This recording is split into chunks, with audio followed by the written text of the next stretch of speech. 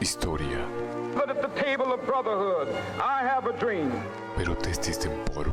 Капиталисты стараются посеять и раздеть вражду между рабочими расами. Lux Veritatis. We shall fight in the fields and in the streets. We shall fight in the hills. We shall never surrender. Für die eingesetzt habe, dass ich anständig meine Zeit verwendet habe. Vitam Memoriae. Que hablen bien, qué bueno. Y si hablan mal, qué bueno. La cuestión es que hablen de ti, que sea mal. President Kennedy died at 1 p.m. Central Standard Time. Mr. Gorbachev, tear down this wall. Magistra Vitae. Bienvenidos a Magistra Vitae. Si sos parte de nuestra audiencia habitual, quiero agradecerte por estar acompañándome. Si esta es la primera vez que nos escuchás, te quiero decir que nos hace muy felices que hayas llegado.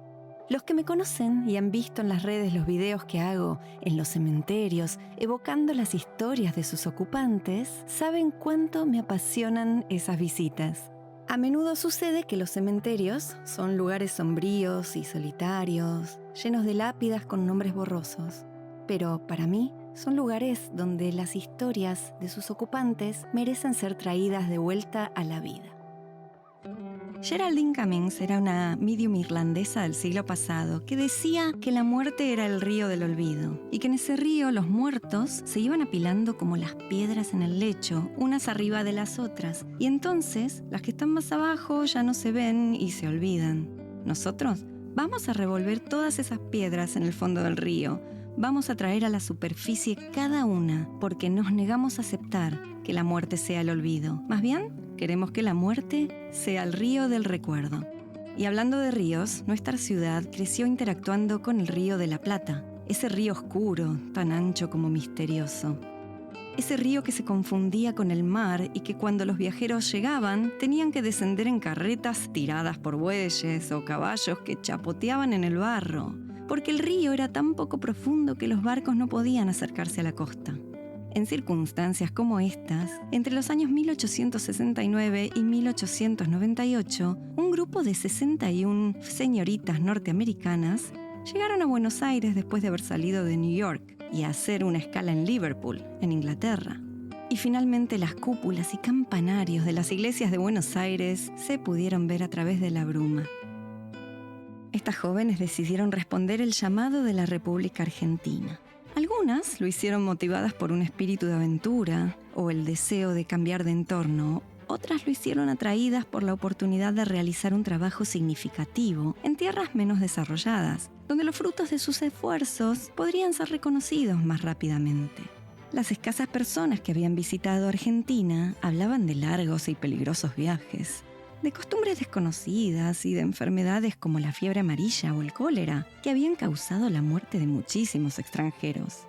Podemos imaginar a las señoritas dudando a cada minuto respecto de si habían tomado la decisión correcta en venir a nuestro país. Pensemos cómo sería dejar atrás a sus familias, su estilo de vida, incluso a algún amor. El contrato era por 3 años, pero estoy segura que 3 años en medio de tanta incertidumbre parecerían una eternidad. ¿Quién fue el responsable de que estas jóvenes maestras estadounidenses afrontaran semejante viaje y arriesgaran todo, enfrentándose a las necesidades más básicas?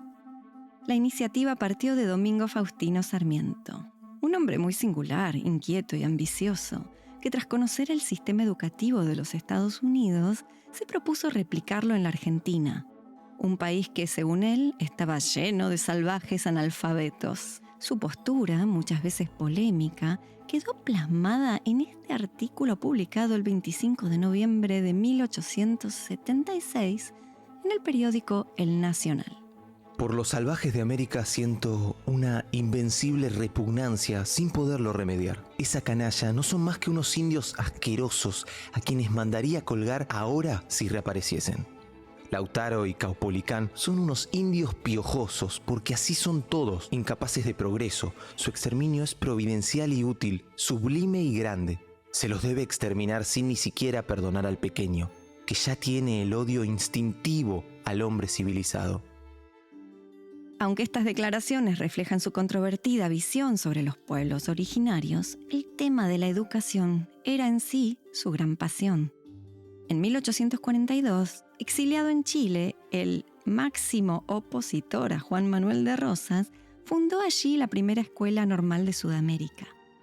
Más tarde, emprendió viajes por Europa, visitando países como Francia, España, Holanda, Italia, y allí se familiarizó con diversos sistemas educativos, incluyendo colegios para ciegos y escuelas normales que eran para la formación de los profesores. Pero fue en Estados Unidos donde encontró la inspiración del modelo educativo de Horace Mann, considerado el padre del sistema moderno de enseñanza, quien dejó una huella profunda en Sarmiento, cosa que lo llevó a escribir La Educación Popular, una obra donde él recopilaba todas sus ideas y propuestas. Básicamente, Sarmiento soñaba con un país de millones de habitantes, todos educados, todos leyendo, escribiendo y gozando de derechos políticos.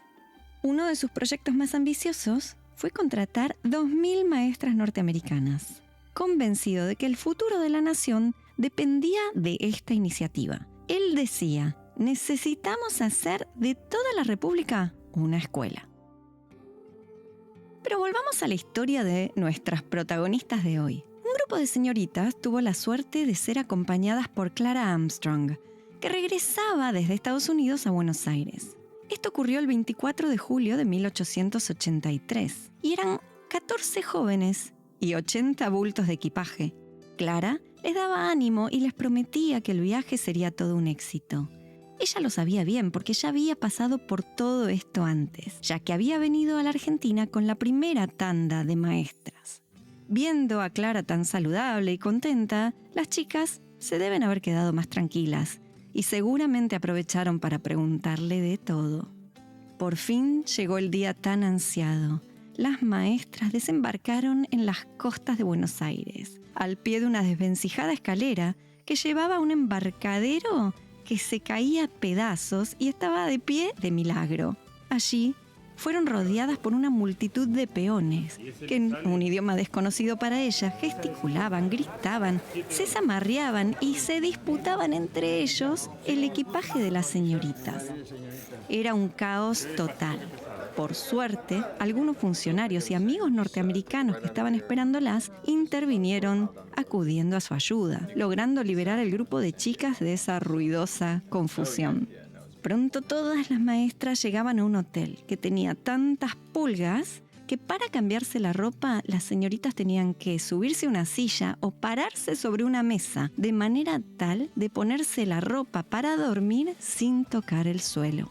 Después de una seguidilla de días de ágapes y reuniones sociales, el grupo se dividió y se les otorgó nada más que 4 meses para poder manejar a la perfección el castellano y ponerse a dar clases. La barrera del idioma generaba permanentes conflictos y malentendidos. Ellas se ruborizaban con situaciones que las dejaban en ridículo, como por ejemplo cuando, yendo a una ferretería, en vez de pedir clavos, pedían calvos, o cuando al presentar a un hombre decían «este es un caballo» en vez de un caballero. Estas confusiones, aunque tan anecdóticas, reflejan las dificultades para adaptarse a un nuevo entorno, a una vida completamente nueva. Pero no todo era trabajo. Las maestras encontraban algunas pocas distracciones. Algunas se entretenían persiguiendo escorpiones, barriendo 100 pies, observando el tamaño de las cucarachas, o quizás subían a la terraza a contemplar alguna puesta de sol. Tras cumplir con el tiempo asignado de preparación, las jóvenes eran enviadas a sus destinos definitivos. Y después de días tremendos y agotadores de viajes en carreta, llegaban a Catamarca, a San Juan, a Jujuy, a Mendoza, a La Rioja. 3 maestras se quedaron en la ciudad de Paraná, incluyendo una especializada en kindergarten. 2 fueron asignadas a Rosario y otras 2 fueron a Corrientes. El ministro de Educación depositaba en ellas una fe absoluta. Y sin embargo, no fue un camino fácil. Las maestras enfrentaron un cambio drástico de clima, de alimentación y de hábitos de vida. En cada región todo era completamente diferente. Además, tuvieron que luchar contra prejuicios y hostilidades. Enfrentaron el resentimiento de algunos maestros locales, que como percibían sueldos menores, estaban enojados con las recién llegadas. Y también tuvieron que ponerle el pecho a las balas que llegaban de la Iglesia Católica, que hacía absolutamente todo lo que se podía por boicotear el trabajo de las maestras protestantes. El cementerio británico de Buenos Aires, cuando llegó la hora del fin, recibió a 4 de las intrépidas señoritas. Para conocerlas un poquito más y conocer cómo eran, vamos a hablar de algunas de ellas. Jenny Howard. Jenny se había graduado en 1866 en la Escuela Normal para Profesores de Framingham, en Estados Unidos. Ocupó sus primeros puestos de trabajo en Worcester como docente de grado y luego avanzó a ser la directora de un establecimiento de 800 alumnos revoltosos que tenían fama de ser faltos de disciplina. Es que era una escuela de varones y donde todos los maestros habían rechazado esa posición debido a la mala fama y dificultades que tenían. Jenny era muy valiente y nada la amedrentaba. Aceptó el reto y logró transformar esa escuela en un instituto modelo reconocido precisamente por su orden y disciplina. Cuando la valiente Jenny Howard llegó a Argentina, fue asignada a la Escuela Normal de Niñas de Corrientes y luego continuó su trabajo en la de Córdoba, desempeñándose como regente y vicedirectora. La experiencia cordobesa no fue en absoluto lo que ella imaginaba. Cuando llegó, encontró que sobre la puerta de entrada de la escuela habían escrito: "Esta es la casa del diablo y la puerta del infierno". Tal fue la mala onda con la que recibieron el proyecto educativo para niños en manos de maestras protestantes que cuando ella caminaba, la gente cruzaba a la vereda de enfrente. Los sacerdotes se levantaban la sotana y hacían cara de asco. Incluso se dice que uno de ellos escupió a una de las maestras estadounidenses. La mujer del presidente Roca, que al principio les dio apoyo, gestionó un edificio grande que había pertenecido a un hotel para que se instalara allí una escuela normal. Después de mucho trabajar, el lugar quedó impecable, pero vacío de alumnos. El gobierno nacional había prohibido la enseñanza religiosa en las escuelas, y en Córdoba la educación siempre había estado a cargo de sacerdotes, especialmente los jesuitas, que habían fundado la universidad, y allí estaba el colegio de la compañía. La opinión general estaba totalmente en contra de las escuelas normales bajo la dirección de mujeres. Después de 4 años de guerra, consiguieron tener un grupo que llegara a término. Y para celebrar la graduación, hubo que llamar a la policía para que protegiera a los asistentes, ya que hubo advertencias de represalias y de horribles castigos para los católicos que asistieran al acto. Años después, fue la mujer del presidente Roca la que favoreció el reemplazo en su totalidad de las maestras protestantes por otras maestras católicas. Jenny escribió un libro delicioso llamado En otros años y climas distantes. Y ahí nos dejó este comentario tan pintoresco sobre el estado de higiene de las escuelas. Las cucarachas puestas en filas sobre las estanterías de la biblioteca desaparecían instantánea y completamente apenas uno las miraba, y mostraban una fuerte preferencia en su gusto por Dickens, ya que las tapas de aquellos volúmenes encuadernados en verde parecían las mejores para satisfacer sus apetitos literarios. En diferentes partes del país, su disfrute por el color parecía variar, pues una de las maestras asignadas a Catamarca dijo que la preferencia en aquella región era más bien por los libros encuadernados en rojo. Más tarde, trabajó en San Nicolás de los Arroyos, donde enseñó durante 16 años, hasta que una enfermedad en las cuerdas vocales la privó de su voz, obligándola a renunciar. En diciembre de 1903, después de 36 años de incansable labor en la Argentina, Jenny se retiró. Cuando cumplió 85 años, sus antiguos alumnos, a quien ella cariñosamente llamaba sus boys, ya eran abuelos y se reunieron para agasajarla en Buenos Aires. Y como gesto de gratitud, la sorprendieron con un obsequio. Le consiguieron un incremento en su pensión y fue un gran símbolo y expresión del cariño y respeto que siempre le profesaron a su querida maestra. A Jenny, en la ciudad de San Nicolás, la querían tanto que en 1991 se solicitó trasladar al cementerio local sus restos. Pero en el cementerio británico de Buenos Aires aún se puede visitar su sepulcro original. En el mismo cementerio también descansa para la eternidad otra señorita que murió muy joven, Minnie Armstrong, la hermana menor de Clara Armstrong. Ella era de una salud delicada y se trasladó junto a su hermana a Catamarca, donde esperaban que el clima la ayudara con sus problemas de salud permanentes. En Catamarca, Minnie trabajó como maestra de música y de otra cosa muy novedosa que trajeron las señoritas, que era hacer gimnasia. Ella impresionó a todos con su habilidad como pianista. Su pasión por la música la llevó a continuar enseñando incluso después de casarse. Y en 1889 se trasladó, junto a otras maestras, a la escuela de San Nicolás. Lamentablemente su vida fue muy breve. Minnie falleció en Buenos Aires el 22 de junio de 1896. Pocos días antes de cumplir 30 años. La tercera hermana Armstrong, una que no hemos mencionado, se llamaba Frances. Frances comenzó su carrera en la Argentina también como profesora de gimnasia y de música en la Escuela Normal de Catamarca. En 1883 fue una de las 2 maestras asignadas a la Escuela Normal de Córdoba, donde Frances tuvo la osadía de exigir una reunión con el nuncio apostólico, ya que la Iglesia, como mencionamos antes, había instado a la población a que no enviara a sus niños a las escuelas de las mujeres protestantes, hecho que generó una ruptura en las relaciones diplomáticas con el Vaticano, cuando el gobierno expulsó del país a ese dicho nuncio apostólico.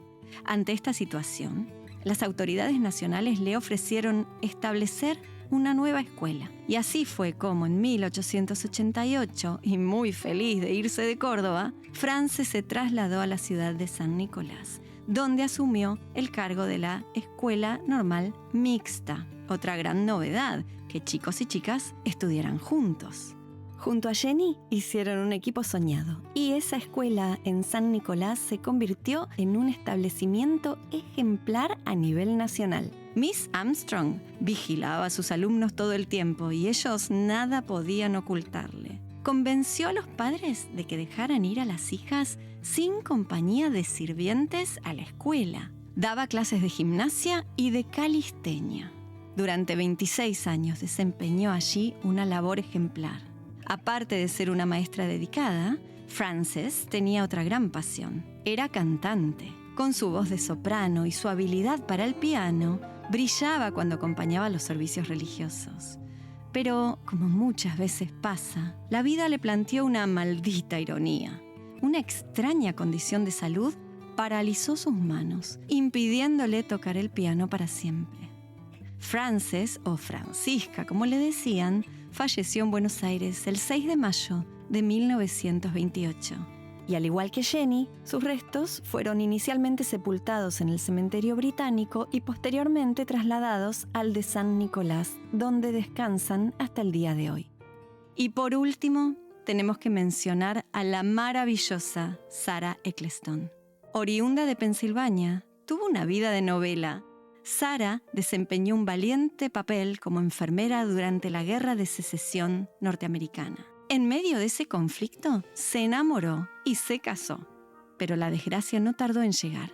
Sarah enviudó con 2 hijos pequeños a su cargo. Quizá por eso no dudó en aceptar el ofrecimiento de Sarmiento y dedicarse plenamente a su vocación como educadora, especializándose en la novedad de los jardines de infantes. Un modelo educativo innovador que por entonces aún estaba en fases experimentales. Sarah se convirtió en una de las precursoras más activas de la educación inicial en la Argentina. Fue creadora de la carrera de maestra jardinera, una profesión que no existía y que era menospreciada por los funcionarios y burócratas. Su tenacidad fue fundamental para fundar el primer jardín de infantes anexo a una escuela normal, ubicado en la ciudad de Paraná, del cual asumió la dirección. Frances murió en 1916 y sus restos aún descansan en el cementerio británico.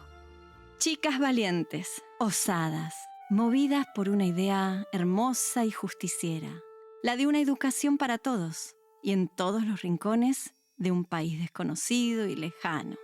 Algunas decidieron regresar a Estados Unidos y otras se casaron, formaron familias y se quedaron en la Argentina. Las maestras de Sarmiento, las chicas que vinieron a dejar un legado educativo. Su historia nunca será olvidada. Cerremos este hermoso capítulo con las palabras que coronan el epitafio del sepulcro de Sarah Eccleston. Palabras sentidas y profundas que sin duda aplican para cada una de las intrépidas y valientes señoritas.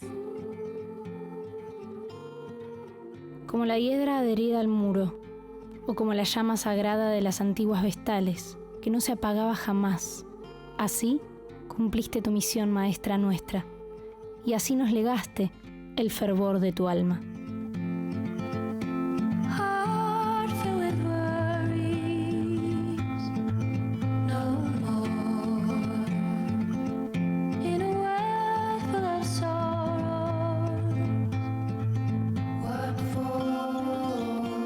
The world from the place beneath.